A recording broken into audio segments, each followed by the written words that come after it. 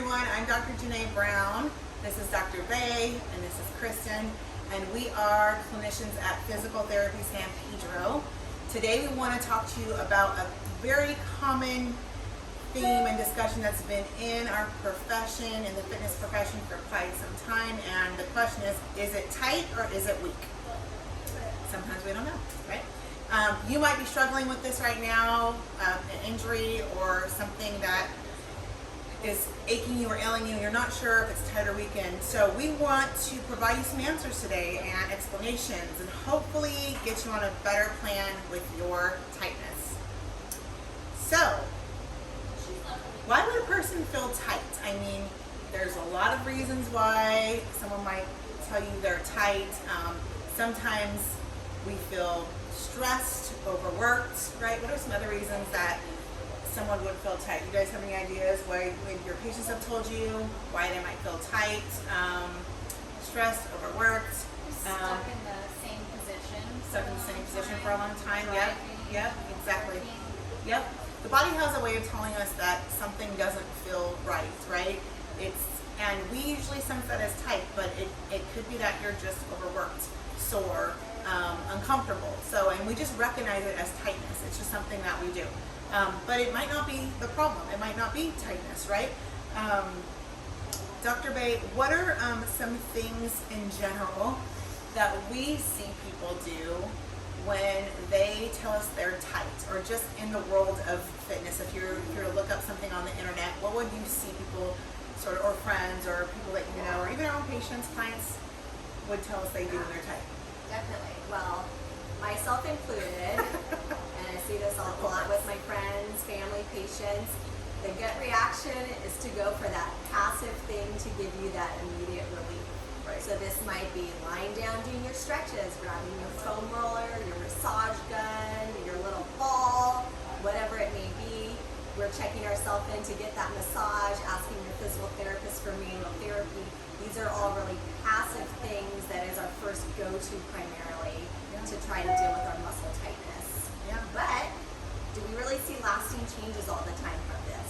Have you been doing these things and seeing it get better, or do you do these passive things and then you're like, shoot, today I feel the same as I did yesterday? That's what we're here today to talk about, really. Yeah, absolutely. And so we can objectively measure true muscle tightness, right? So true muscle tightness is when you have a shortening of the muscle contractile units. We measure that oftentimes with our handy dandy goniometer. This is one of our favorite tools as physical therapists. You'll see it everywhere in our clinic. But we can measure it. We can see if, like, the hamstring is as flexible right to left. We can see if the upper trap is as tight, you know, on the right side or left side, by just objectively measuring it with one of our tools. So we know when it's a true tightness issue. And sometimes it really is tightness. Tightness can be because of injury, it can be because of scar tissue, it could be because of loss of flexibility. Any other reason you guys can think of that we would have true muscle tightness? Repetitive movements, doing the same thing one side versus the other over and over. Yeah, absolutely. Yep. And so, yeah, so, but that is true muscle tightness, and we can see that. But what are some reasons, maybe Dr. Bay, you would see people say they felt tight, but it really wasn't an objective issue of tightness? Yeah. Exactly. Yeah. Very common one that I think resonates with all of us is stress. Yeah. When our body is stressed, when we get stressed from what's going on in our life, we notice that our pain and tightness tends to escalate. Yeah. Old things that have calmed down may rear their ugly head at us again. Right. So what is that? That is our fight or flight response, our sympathetic nervous system kicking into gear. So it's very true, our body has an actual physical reaction to stress.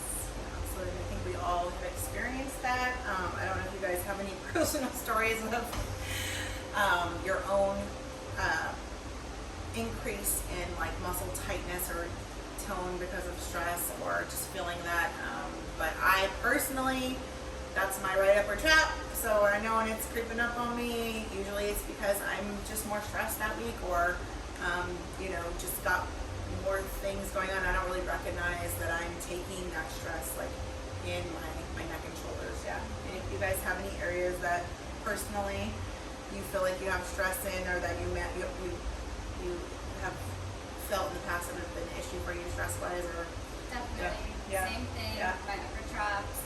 For Yeah. me, I feel it when I stop working out. Oh. I actually feel just so overloaded in my upper traps. Yeah. Just very heavy. Yeah. So yeah. It's a common one, upper trap. Yeah, for sure. So the second thing, so Dr. Bay talked about stress being a reason why I feel tight. Another reason is overuse. So you can really truly have tightness in your body, and that was what I was talking about earlier, which is shortening of the muscle, the contractile tissue.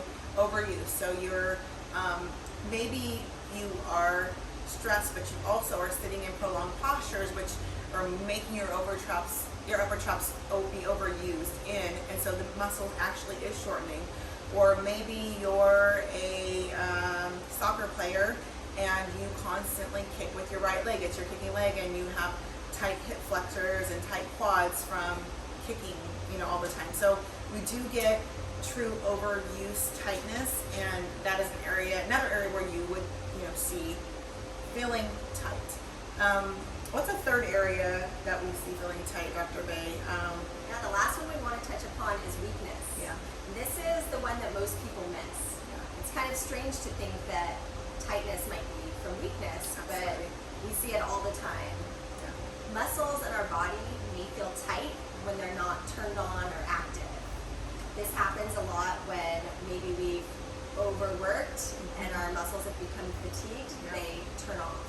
Our body tightens as a protective mechanism. Another really common one is we're simply not using the right postures. Yeah. We're overusing one area, the next area turns off. Now it's deactivated and things are out of balance. So our body is truly amazing in the way it protects itself, but that results in weakness for us. Yeah, absolutely. A really good example of this is our hip flexors. Dr. Moran just brought it up. I struggle with this myself. Yeah. I just made a video that we'll be posting that kind of demonstrates my approach to working on my chronically tight hip flexors. It's kind of fun, but if you don't know, our hip flexors are muscles that are located on the front of our spine, pelvis, hip. They are integrated with our quad muscles. They're so important for generating that forward propulsion for speed and power for running, but they're also very active throughout the day when our static postures of sitting and standing. Yeah, absolutely. Yeah.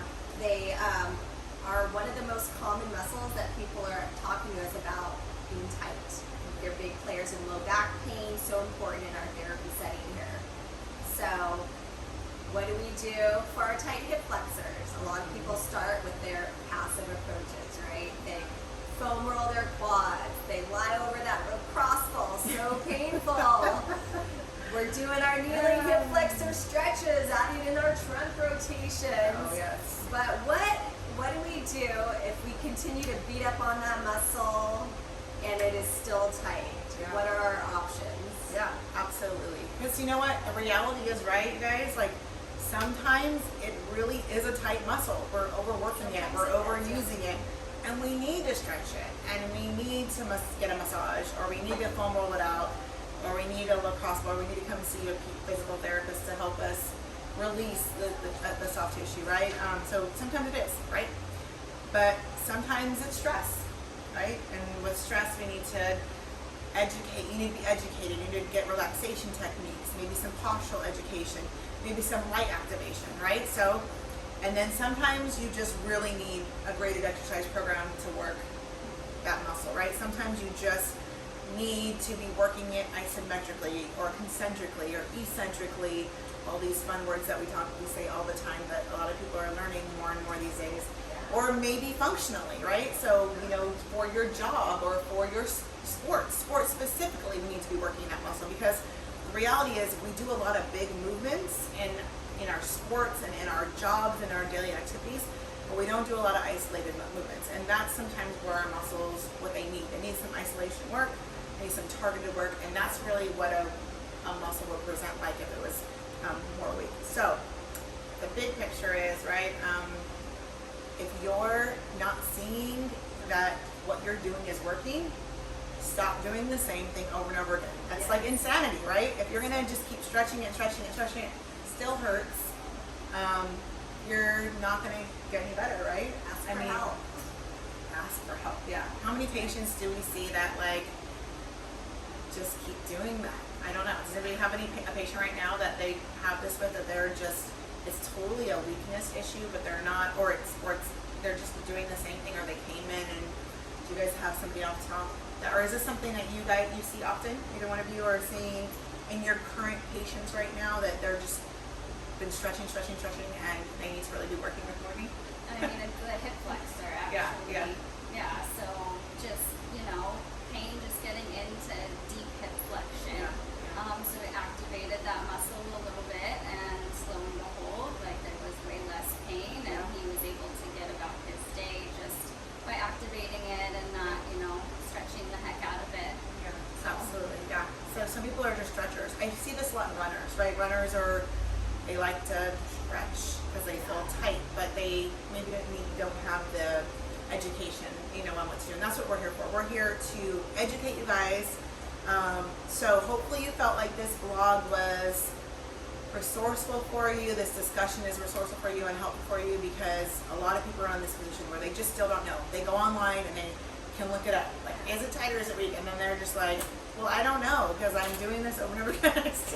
I still have the problem. We want to be able to help you guys identify the difference, number one, so that you can try to do something different. And number two, grab some help. If you are suffering from something like this or dealing with something like this, physical therapists like ourselves, We like to figure this stuff out. Yeah, We that's do what we all do. of our tests. We screen you. We take your history. We put it all together, and we try to really get down to the root cause of what ails you specifically. Yeah, and we have fun doing it, figuring it's like a puzzle.